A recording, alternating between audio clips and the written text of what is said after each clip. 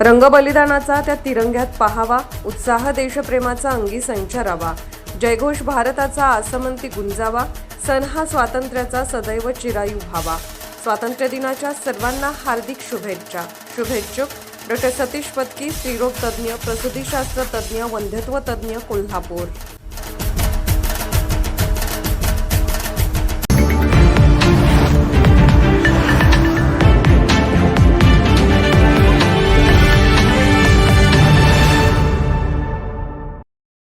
चांदेकरवाडी ग्रामसभेचा ऐतिहासिक निर्णय, अंबाबाई मंदिराच्या जीर्णोद्धाराला हिरवा कंदील, लोकवर्गणीतून साकारणारा भव्य मंदिर। राधानगरी तालुक्यातील चांदेकरवाडी गावच्या ग्रामसभेत अंबाबाई मंदिराच्या जीर्णोद्धाराचा ऐतिहासिक निर्णय घेण्यात आला।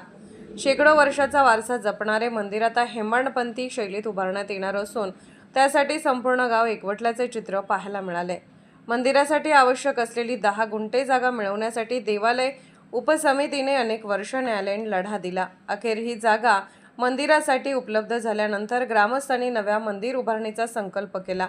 कोणत्याही शासकीय निधीची वाट न पाहता गावातील प्रत्येक कुटुंबाने लोकवर्गणीच्या माध्यमातून मंदिर उभारण्याचा निर्धार केला। ग्रामसभेत मंदिराचे बांधकाम लवकरात लवकर पूर्ण करण्यासाठी सर्वांनी एकमुखाने पाठिंबा दिला। यावेळी देवस्थान उपसमितीचे अशोक खोत, सचिन खोत, माजी सरपंच अशोक खोत, बबन खोत, गणपती यादव, रणजित खोत, सुनीता खोत, अनिता खोत, सुनीता शंकर खोत यांच्यासह ग्रामस्थ मोठ्या संख्येने उपस्थित होते। कोल्हापूरहून दर्पण न्यूजसाठी अनिल पाटील।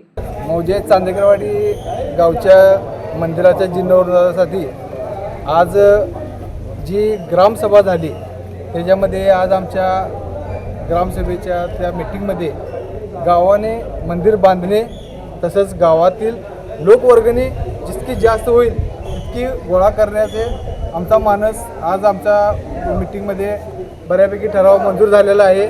आज गावाचा उत्साह पाहता आम्हाला असं आज आता वाटायला लागले याच्यापेक्षा जास्त मंदिरामध्ये आणि काहीतरी बऱ्याच गोष्टी ज्या करता येतील, जे पर्यटन म्हणून आमच्या गावाला एक नवी ओळख मिळेल यासाठी आमच्या गावकऱ्यांचा तसेच आमच्या समितीचा सगळ्यांचा एक मानस असेल आणि त्यासाठी आम्ही जेवढा होईल तेवढा प्रयत्न करणार।